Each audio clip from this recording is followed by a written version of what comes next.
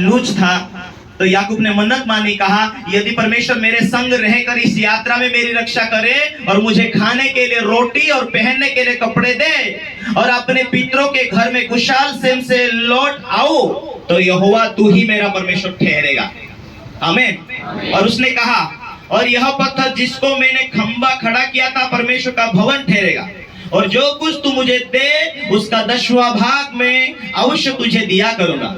क्या वायदा था? यदि तू जीवित रखे, सुरक्षा दे, मेरी जरूरत को पूरा करे, मेरे किसी बात की कमी ना होने दे, मुझे तू जीवित रखे और मुझे तू आशीष दिया करेगा, तो मैं तुझे 10वां भाग, अपनी कमाई का सारा 10वां भाग मैं तुझे दिया करूंगा।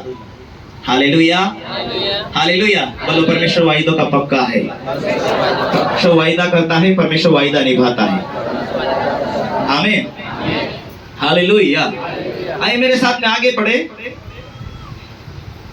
हाँ, उत्पत्ति का किताब 31 अध्याय उसका 3 वचन में ऐसा हुआ कि जब ये याकूब जाने के बाद अपने मामा के घर गया, मामा की लड़की से शादी हुई उसकी कुछ सालों के बाद। हालेलुया। और तुम जाकर पढ़ना तो बहुत और मजे की बातें वहां वचन में मिलेगी। हालेलुया। याकूब जो उसके मामा के घर पर जाकर उसे मामा की लड़की, कुछ साल काम करने के बाद मामा की लड़की पसंद आती है। मामा की लड़की पसंद आने से उसे बड़ी वाली भी पसंद नहीं आती है, लेकिन छोटी वाली पसंद आती है। तो ठीक है, लेकिन उसने पहले छोटी वाली को मामा से मांगा, तो ठीक है, मामा ने वायदा किया छोटी को देने के लिए, लेकिन 7 साल तुझे मेरी भेड़ बकरी चराना पड़ेगा, ऐसा उसने कहा। तो ठीक है, उन्हें 7 साल चराया और उसके बाद उसे छोटी लड़की मांगा था उसने, तो छोटी के वजह उसको बड़ी मिली। हालेलुया। वो लिया उसे प्राप्त हुई। हालेलुया। और उसने 7 साल पहली के लिए, जो छोटी के लिए उसने 7 साल काटे थे, और उसके फिर 7 साल बढ़ा दिया। तो उसको कहा कि उसने कहा 7 साल तुझे छोटी के लिए काटना होगा। तो उसने 14 साल तक वह मामा के घर एक सालदार के रूप में उसने निभाया। हालेलुया। ये बहुत बड़ी बातें हैं, आप जब जब पढ़ेंगे तो पूरी बातें आपको समझ आएगी।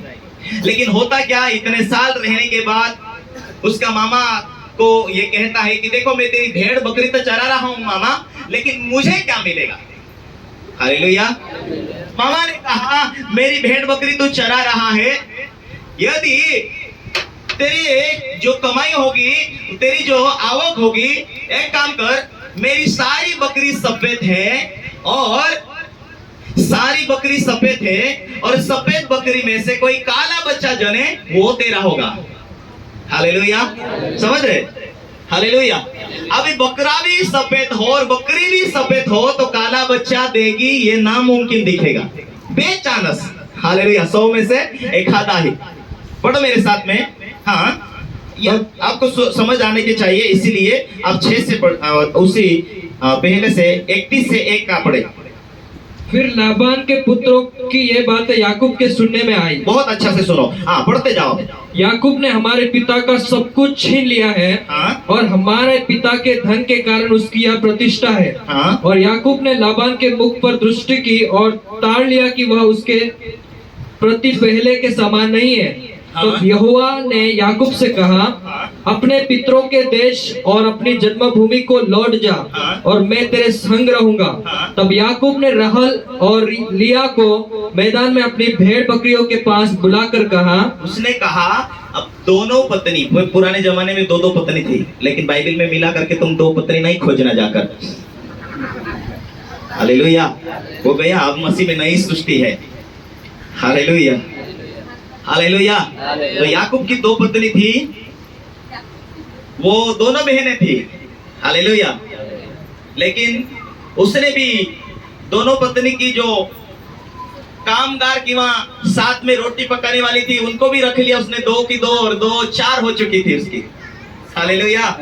लेकिन पुराने जमाने में वैसे चलता था, नया जमाने में यीशु मसीह ने सब कुछ चेंज किया, इसीलिए आप वैसा ना करें। हालेलुया। ध्यान से सुनना है। हालेलुया। लेकिन परमेश्वर का वायदा याकूब के ऊपर था, परमेश्वर की बुलाहट थी उसके ऊपर, इसलिए परमेश्वर का वायदा उसके ऊपर था। उसके जो साले साहब थे